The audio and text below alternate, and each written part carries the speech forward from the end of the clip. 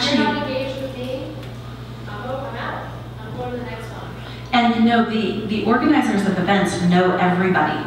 They know who's there. They know the media that are there. They know who you want to meet. So they're actually one of the main influencers of any event. The organizer, the speaker, and then there's what a friend of mine, Casey Everhart, calls the 3 yap jobs. I happen to be a speaker, an organizer, and a yap job. I'm like the trifecta, right? Because I know a lot of people, and everyone at an event has that. So when you're looking at your phone face down, I mean, I've had it where I've intentionally like gone into a booth to buy something and the person doesn't look up, and I just go, oh, they're not interested. And I've turned around and walked out with my money still in my wallet. When I actually kind of liked the product. You know, like, wow. And I am telling you this and sharing it from a place of love.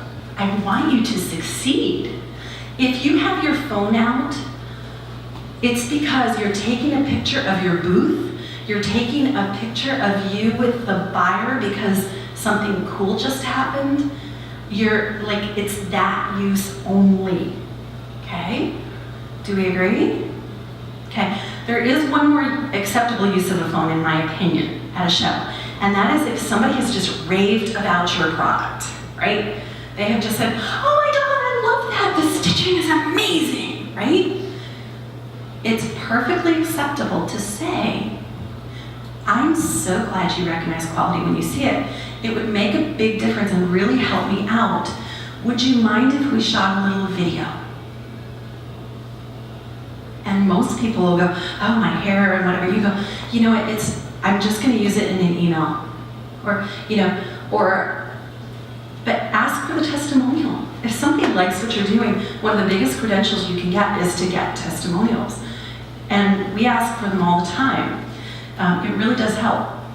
So the list of potential buyers goes to who is your real audience, who's the target buyers, and how are you staying in communication with them. After a show, over 80% of your money will be made afterwards. And most of the larger orders that you might want to get are not going to come at the show. They're going to come 3 weeks to a month later. How many of you actually have a system that follows up 3 to 4 weeks after a show? Crazy, right? 80% of your money is leaking out the sides. So it's really important. There's some great ways to do it. We could talk a little bit more about it. And I want you to decide when you're exhibiting, who's going to do the talking. If you are if you're the only person in the booth, if you can do yourself one favor, arrange to have a friend come relieve you for lunch, okay? Take the time, especially if you're a bit of an introvert, I want you to take the break, leave your booth, do not eat in your booth, okay? Because the same thing applies as with the phone. If you're eating lunch, people will not interrupt you to ask questions, because it's rude in our culture. That's the way we look at it. So, when we're exhibiting somewhere, we have a rule that is no food in the booth, except for food that's being sampled to people. There's no lunch eating. So, swap off with the booth next to you if you have to get real creative, but give yourself the gift of that space. So, the second thing was the good list of prospective buyers, and you have to stay in touch with them. Third thing is a good offer, right? Sorry. Yeah. Every person I totally get, I have a friend I always bring to a booth, and she's very good at talking, because I'm the one who's terrible. I just can't do it all. Because I am the kind of person who, if I went to a booth or in a store, I actually don't want them sometimes to bother me. I'm that person.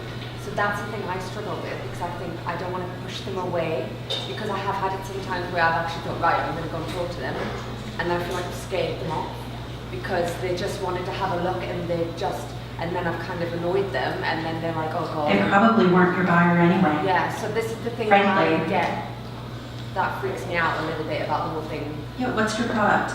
I make baby shoes and diaper changing clutch bags. Oh, awesome. Yeah. So, if you're afraid of scaring people off, you might want to this is a great idea for everybody. If you have a product and you're trying to sell it, I'd suggest you write down an avatar of your ideal customer, who you're really trying to sell to, because it will help you tremendously in yes, no, kind of. And I mean that from a place of compassion, so that you put your time where you're best meant to serve people, right? And there's a lot of gracious ways. There's the, hi, I'm Amy, and do you want to see the baby shoes in the diaper bag? And I've got a great one over here, and da, da, da, da. That's creepy. But then there's the other way of like, hi, I'm Amy, I'm so glad you stopped in the booth. Did you have a baby recently? Like, and notice I'm not leaning in. It's really important to actually let people have their space, and they'll tell you if they take it, or you can read the body language, if they take a step in or they start touching the product. But, saying hello is a good way to start. Hi, you know what? If you want to browse around, I get it. You know what? I'm really excited about a couple of things. Do you have a baby in your life? It's just a nice kind of gracious way to get into it, especially if you have are you reading it or not? Okay? Does that help? Sure. I managed sales teams of 24 people, so we had to do a lot of things about sales at different points. So the third thing is a good offer, right? Okay, what is a good offer? Does anybody want to take a stab?